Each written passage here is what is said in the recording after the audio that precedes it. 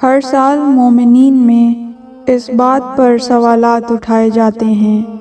کہ آیا پہلی شوال کو عید الفطر منانی چاہیے یا امام علی علیہ السلام کی شہادت کے نتیجے میں ان کا 10واں۔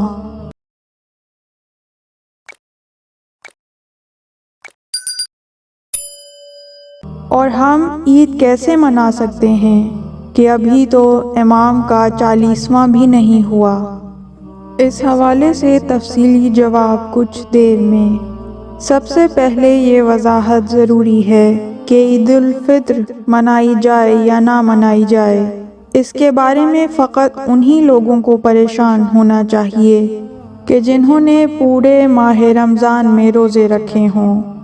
اس لیے کہ یہ عید فقط روزے داروں کی ہے۔ امیر المومنین علی ابن ابی طالب علیہ السلام نے فرمایا، آج صرف ان لوگوں کی عید ہے جن کے روزوں کو اللہ نے قبول فرمایا ہو اور اس کی شب بیداریوں کو قدر کی نگاہ سے دیکھا ہے، اور ہر وہ دن عید ہے جب اللہ کی نافرمانی انجام نہ پائے۔ زیادہ تر دیکھنے میں یہی آیا ہے کہ عید الفطر کے متعلق شکوک و شبہات پھیلانے والے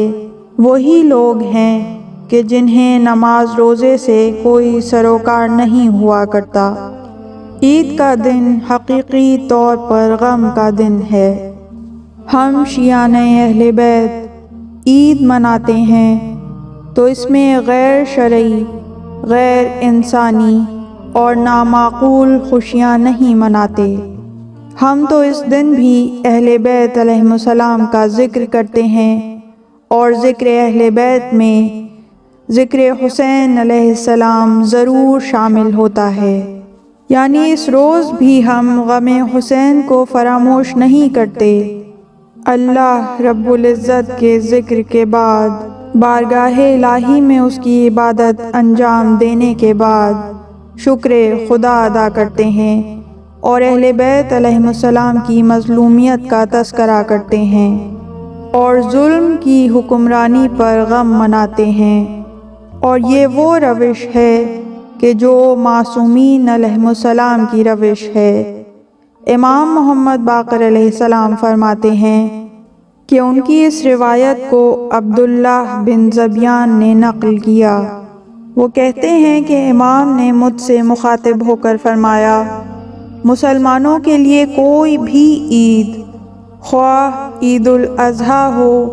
یا عید الفطر ہو، کوئی عید ایسی نہیں ہے جو آل محمد کے لیے غم و حزن کی تجدید کا باعث نہ ہو۔ عبداللہ کہتے ہیں کہ میں نے وجہ پوچھی تو امام نے فرمایا، کیونکہ خاندان محمد اپنے حق کو دوسروں کے ہاتھ میں دیکھتے ہیں، اور یہ حزن و ملال اور رنج و غم کا سبب ہے۔ یعنی ہم دیکھ رہے ہیں کہ نااہل لوگ ہی نہیں بلکہ دشمنان دین امت مسلمہ کے مقدر پر مسلط ہیں، اور منتظرین امام زمانہ اچھے دنوں کے منتظر ہیں، اور ان ظالموں سے نجات کے طلبگار ہیں، اور جب تک امام برحق کا ظہور نہیں ہوتا تب تک وہ چین و سکون نہیں پا سکتے۔ لیکن دیکھ رہے ہیں کہ اس ہم و غم کے باوجود امام محمد باقر علیہ السلام عید کا انکار نہیں کرتے، بلکہ فرماتے ہیں کہ عید کے دنوں میں بھی ہم غمگین رہتے ہیں، اور یہ حقیقت ہماری مجالس اور محافل عید میں بھی صاف اور بآسانی دکھائی دیتی ہے۔ لیکن عید الفطر کے منکروں کو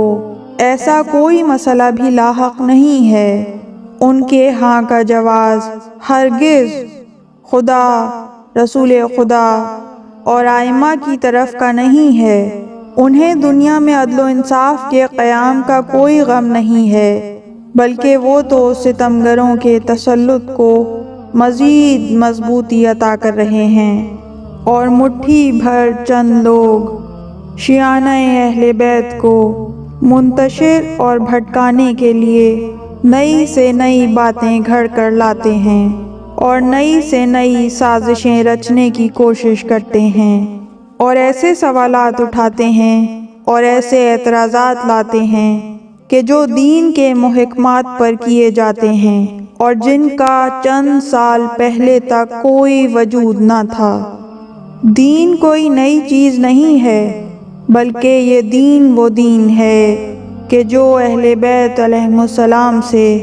ہم تک بغیر کسی تبدیلی کے پہنچا ہے، اور ہمیں اسے اسی طرح محفوظ رکھنا ہے۔ معصومین علیہم السلام کی احادیث میں عید الفطر کے متعلق بے شمار احادیث موجود ہیں، جن کے مطابق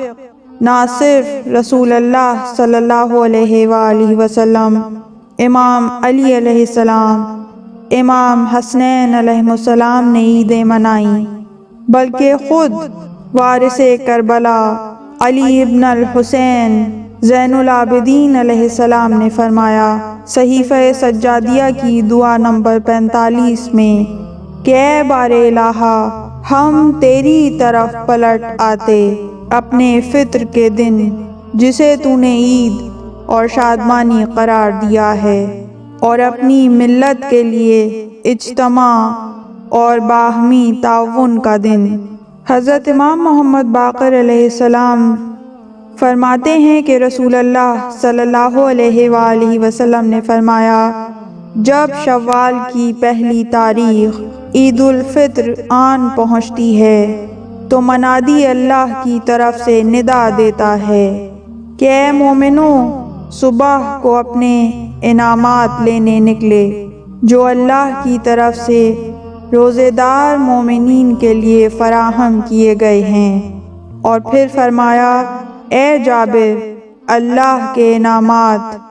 ان دنیاوی بادشاہوں کے انعامات جیسے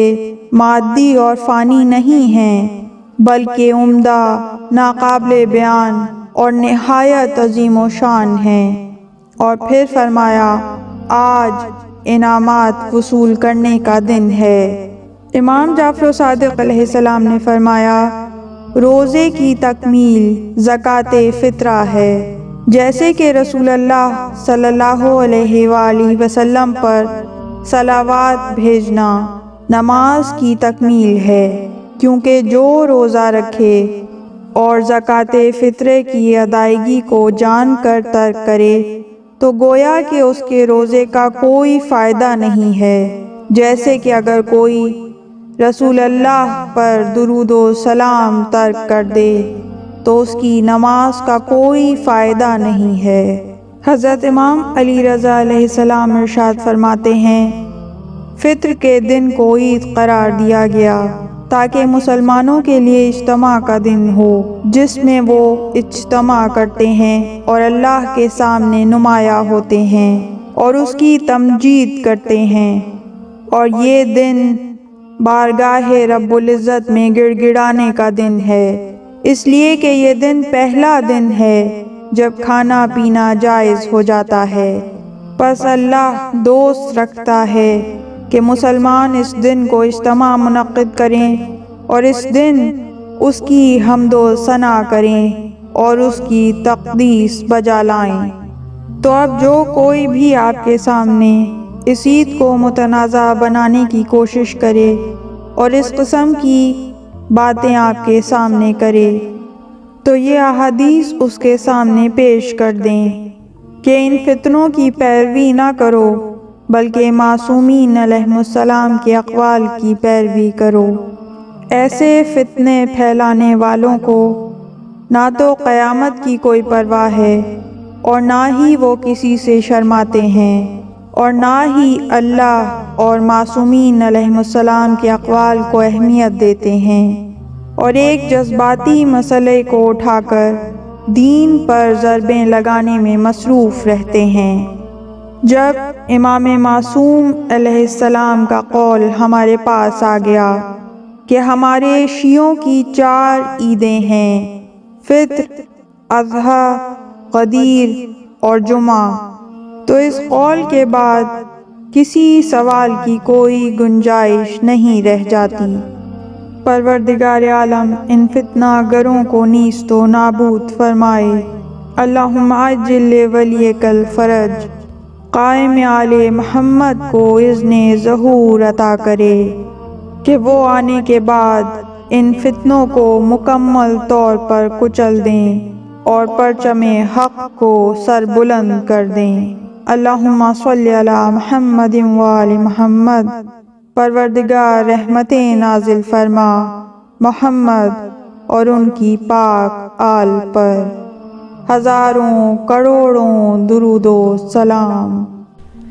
اس طرح کی مزید تحقیقی، علمی اور تاریخی ویڈیوز دیکھنے کے لیے چینل کو سبسکرائب کیجیے اور بیل آئیکن پہ کلک کیجیے۔